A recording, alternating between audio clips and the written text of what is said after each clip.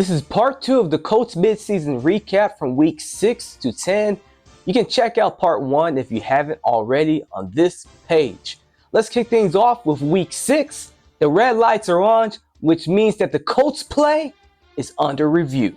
The game against the Cardinals was an absolute battle, especially for the Colts defense, who was down 2 star cornerbacks due to injury. The Cardinals kept traveling down the field and they picked up 400 total yards. The Colts offense had to keep scoring in order to give this team a chance. Daniel Jones threw one bad interception at the start of the second quarter, but that did not faze him. He led the team down the field early in the fourth quarter. His touchdown drive tied the game. Later in the fourth, this Jonathan Taylor touchdown gave the Colts the lead. Near the end of the game, the Colts defense got a timely defensive stop by sacking Jacoby Brissett on third down. The Colts won a nitty and gritty game. The Colts returned to Los Angeles for the next game, but this time they faced the Chargers. The Colts offense played lights out football. Jones threw for nearly 300 yards and completed close to 70% of his passes. Taylor dominated the field by scoring, count with me guys, not 1, not 2, but 3 touchdowns. The Colts made 5 red zone trips and scored on 4 of them. The Colts defense came up with some jaw-dropping turnovers. Grover Stewart tipped the pass and intercepted the football. Then on this play, Justin Herbert threw the ball into the end zone, but Nick Cross said nope, not today, and picked it off. Despite the Colts' big lead, the Chargers were firing back because that's what good teams do. The Chargers had one last chance to be fully back in the game. Their last drive was a long one, with short completions that drained the clock. Zaire Franklin saved the game and broke up this touchdown pass. On 4th and long, Herbert completed a pass to Quentin Johnston, but it was not enough. The Colts got a victory on the road. The Colts' next game was against their division rival, the Titans, back at home, and the offense was unstoppable. Michael Pittman Jr. had some unbelievable catches in the same drive. First, he caught a ball that bobbled off his fingertips. Later on, he pulled the ball in with one arm on this touchdown. Pittman was not the only one that was cooking.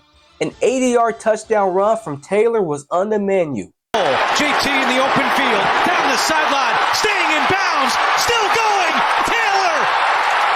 The distance! I cannot forget to mention this long bomb to Alec Pierce. The defense held the Titans to only 14 points by getting big stops and taking Cam Ward to Sack City. The Colts beat the Titans again. The following week, the Colts traveled to Steel City to take on the Steelers. It seemed like the team would have their usual explosive game as they ran plays like a fake punt in the first quarter. However, the turnovers started stacking up. Jones was stripped of the ball and sacked twice, and he threw 3 interceptions as well. The Steelers took advantage and scored 17 points off turnovers. The Colts' 5-game winning streak ended in Pittsburgh. The game against the Falcons was a back-and-forth battle in Berlin, Germany. Both teams were airing it out and getting down the field. Jones was having trouble in the pocket as he was sacked 7 times. It took an MVP performance from Taylor to keep this game competitive.